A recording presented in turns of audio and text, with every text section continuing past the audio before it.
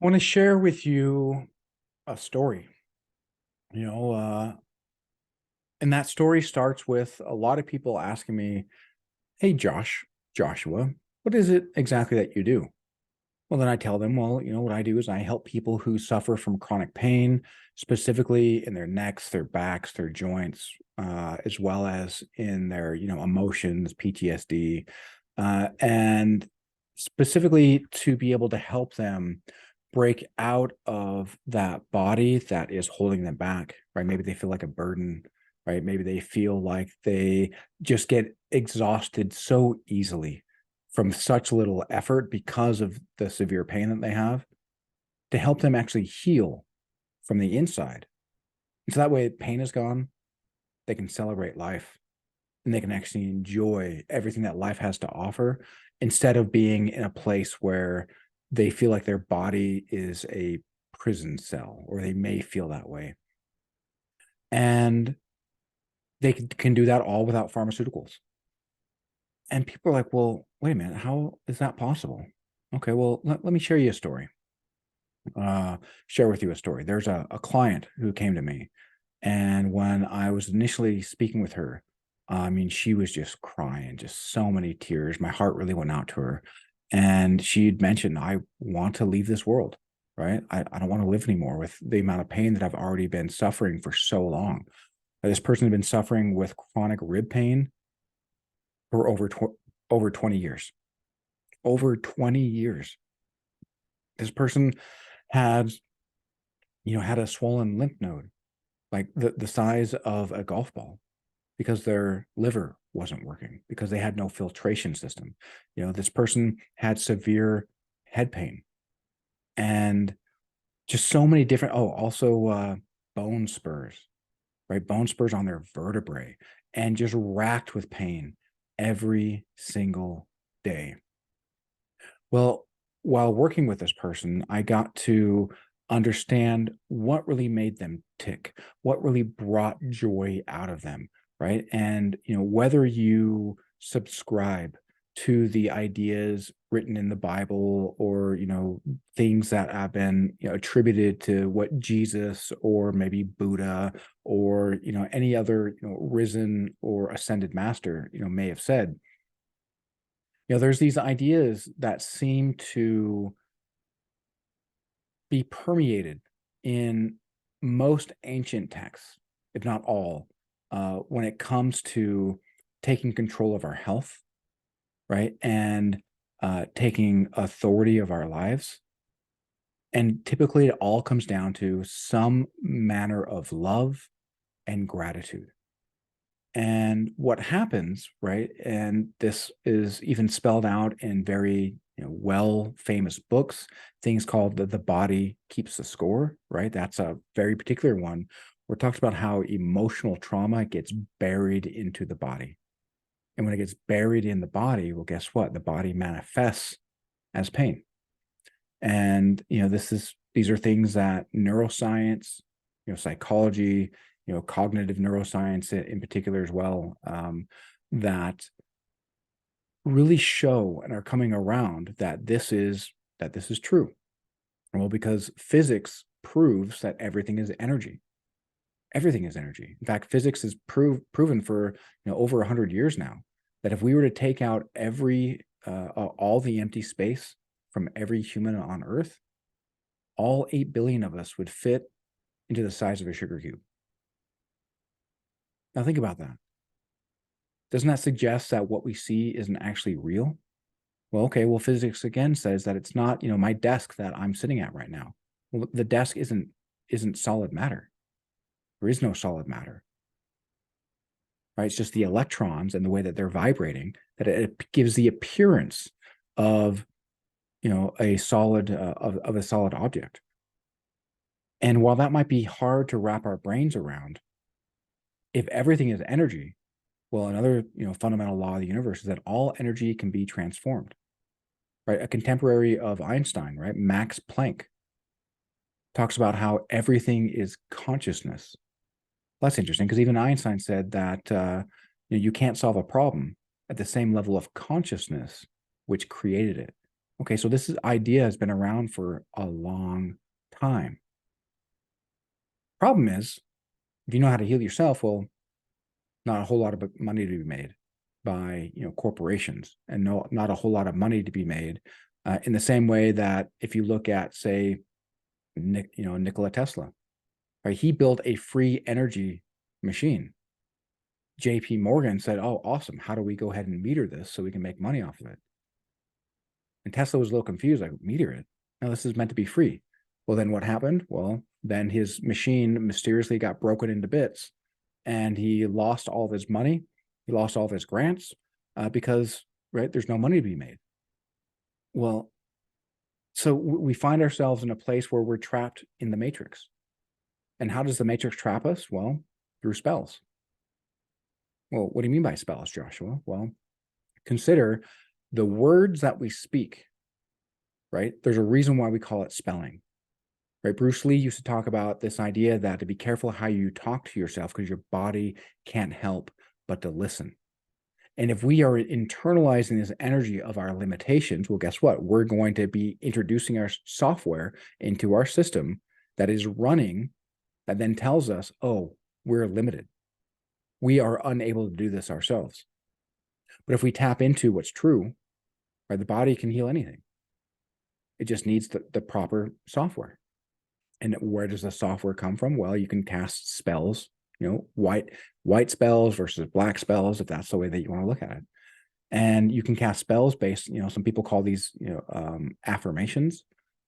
Now, with these things, some people might be like, well, Josh, I've tried affirmations, right? Joshua, I've tried affirmations for years, didn't do anything for me. Well, it's a little bit more complicated than just affirmations, because an affirmation is effectively, intellectualizing, this is something that's good for me, right? And intellectual is certainly a necessary step in awareness, but there's two other steps of awareness that are beyond that. The other is emotional, and the other is identity. Tony Robbins, while I'm not a huge fan of just his raw motivation, is certainly a wealth of knowledge and some interesting wisdom. And he's got this quote that talks about that the strongest force in the human psyche is the need to be congruent with our identity. And so many people show up as their identity, right? Their identity being their disease, right? I am diabetic. I am arthritic. I am my cancer, or I have cancer. I have rheumatoid arthritis, which is just another way of saying I am. And if that's the spell that we're casting upon ourselves and our body can't help but to listen, well, guess what sort of software is running there and what's going to be manifested? Aha. So pain in the body, right? Rumi said that the cure for pain is in the pain. Well, why would he say that? Because the body experiences and manifests pain as a warning, as just like a light on the dash that says, hey, something is not right. Go, check engine light. Something's not right. Check your engine. Okay, well, what if you checked your pain? When was the last time that you tuned into your pain and asked yourself the question, what is stored here? What does this pain have to tell me? Most people just walk around, oh, my damn back. Oh, it's hurting again. Oh, this damn disease. Well, if they identify as their disease and they say this damn disease, they're saying, damned I am. And there's no way to transcend beyond I am. So first part of healing is to understand the language that we use, right? There's energy associated with it. Stanford did a study showing that the thoughts in our heads, when we speak them, there's about 100 times more power when we speak them, 100 times more energy flowing when we speak them. How often do we find here in America that we fetishize this idea that we are our own worst enemy, that we are our own worst critic? Well, a worst enemy or a worst critic is not there to serve you, not there to add benefit to your life. They're there to kneecap you, right? Hit you in the knee with a hammer right before you're about to go run a race. So you're probably not going to get very far. You might even collapse. Well, doesn't it kind of make sense then if in our minds we constantly tear ourselves down and then our body starts to break down? I mean, doesn't that actually make logical sense? And especially because so many people see themselves as a mind that's schlepping around this body. The mind is the master, the body is the slave. The body is nothing more than the outward manifestation of the mind. Right? There is no difference. Right? The body is undividedly part of the mind. I mean, just look at the way that the brainstem feeds into the spinal column, which then create the nerves and the nerve centers that then radiate throughout our entire body. Okay, well, there's neurons in our gut, there's neurons in our heart. Okay, well, there's neurons in our brain. Okay, so our body is intrinsically tied to these neuronal processes. And so what happens when we're only feeding negative information, negative spells?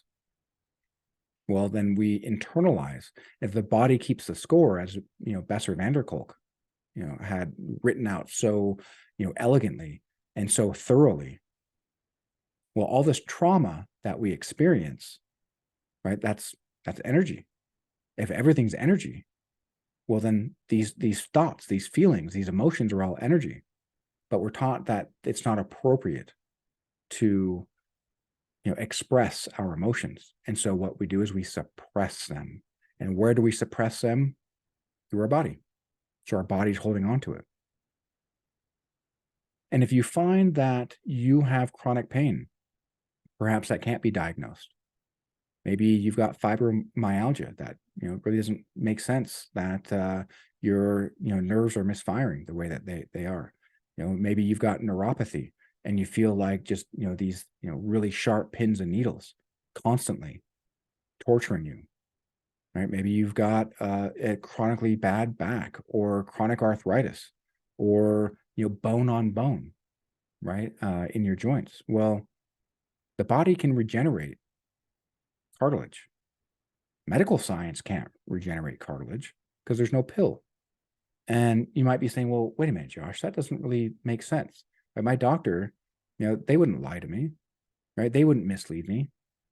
Well, and that's what people thought back when doctors said, you know what, Miss Pregnant Lady, it's incredibly healthy for you to smoke.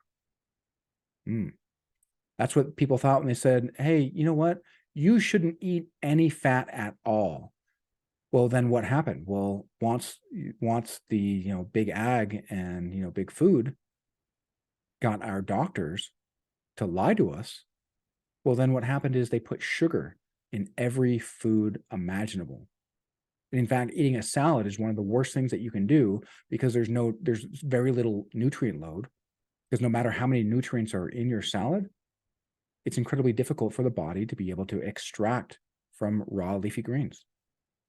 Then add to that what is completely saturated in salad dressing. Well, sugar is.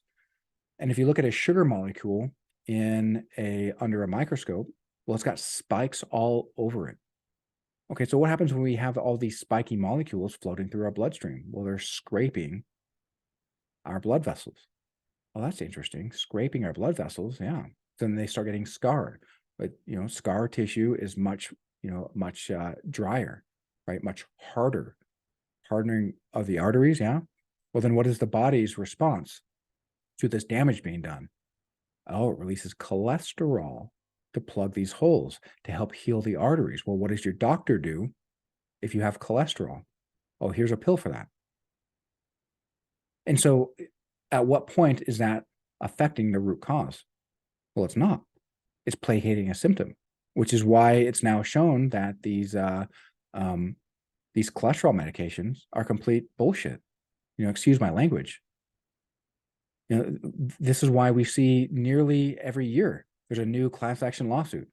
People have been taking Xanax in order to help themselves relax. Oh, guess what? Xanax causes cancer, or at least been shown to. How crazy is that? You know, my doctor wouldn't lie to me. Okay, well, what about when they said, hey, guess what? These pills, these, oxycodones, these opioids, guess what? They're non-addictive. Go ahead and take them all you want. Well, the data was out that they were obviously addictive, but you know, doctors are victims of the system, right? Where is it that doctors learn? They learn in buildings bought and paid for by pharmaceutical companies. Where do nurses learn? Well, same place. And doctors graduate from school with student loans in the form of an outrageously sized mortgage, but no house. Well, I mean, so in order to survive, doctors get kickbacks, from these pills that they prescribe, from chemotherapy. Chemotherapy was developed from mustard gas. From mustard gas. And so, are you telling me that the reason why you don't have, or what the reason why you have cancer is because you don't have enough mustard gas in your cells? Mustard gas that Saddam Hussein was known for using against the Iranians. I mean, does that make sense? That you don't have enough, neurological, nerve agent poison, and that's why you're sick? I mean, how does that make any sense at all? Well, it doesn't. Because in the same way that JP Morgan didn't like that Tesla was doing something to help people for free because it couldn't be metered. Well, pharmacology, pharmaceutical companies don't want you to be able to heal from the inside. Why? Because that's free for you. And they can't make a profit off of it, right? They can't package that in the form of a pill. And so you see how so many things are connected.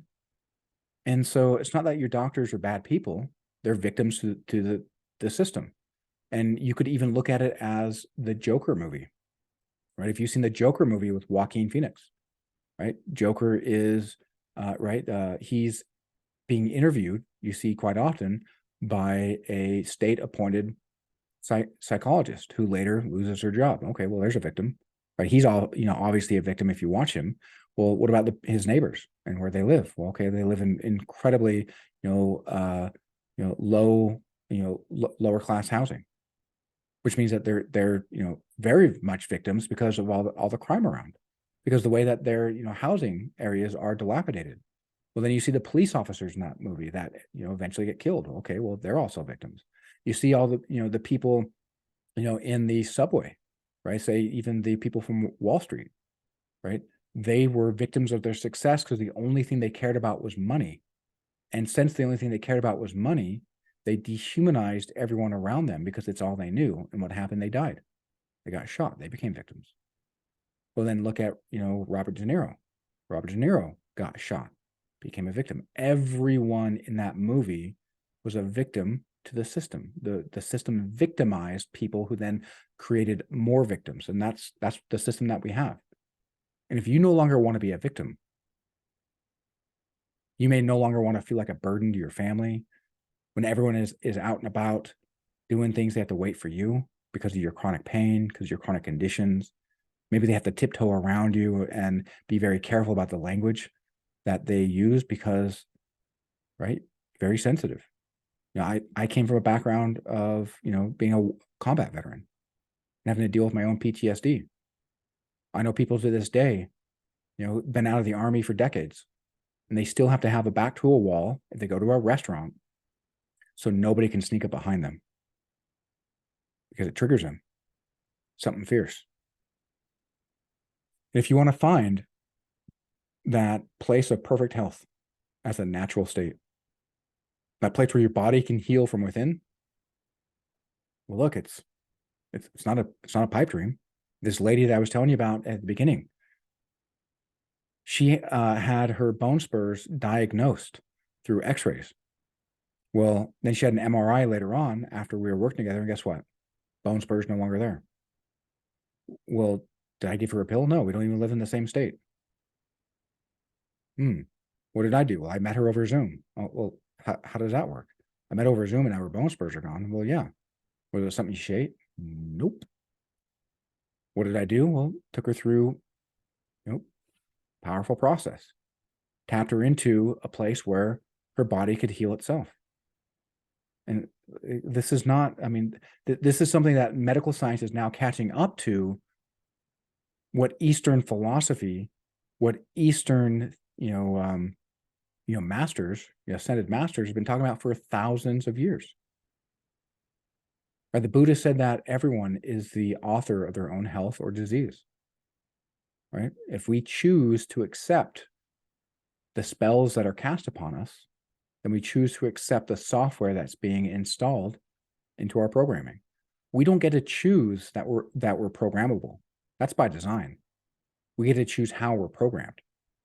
Right? Every cell in our body has a membrane around it that informs the cell what environment it's in. Lets it know what sort of programs are being run, what sort of software is being run. Okay, and the cells are going to adapt to that programming because we are adaptable machines, effectively cybernetic organisms. And so if you want to break free of the matrix, you want to break free of the spells cast on you, you want to break free of your chronic conditions so you can actually celebrate life, you can enjoy life, you can live life to its fullest, no longer being held back, no longer feeling like your body is some sort of prison or prison warden, no longer feeling like you're punished by God.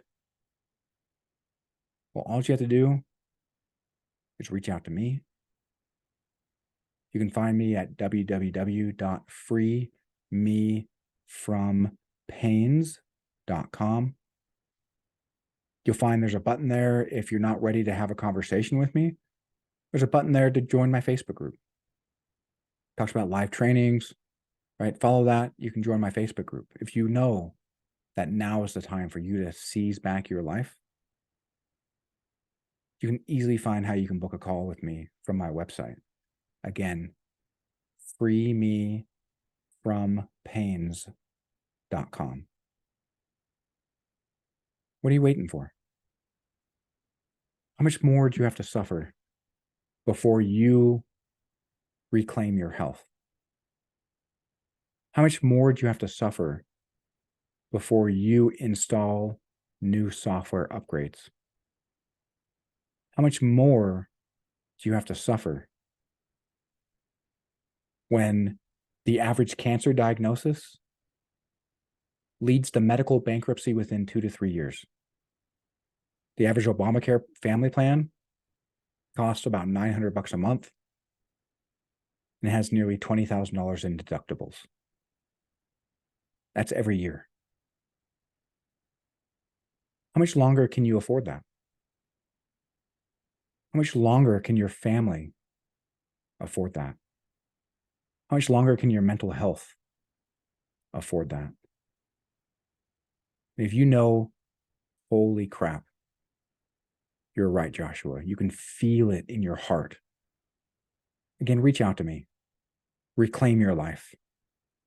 www.freemefrompains.com and find the life you probably in your heart knew was available, but had perhaps even given up so long ago because so many people were casting spells on you, creating your identity around limitations and disease.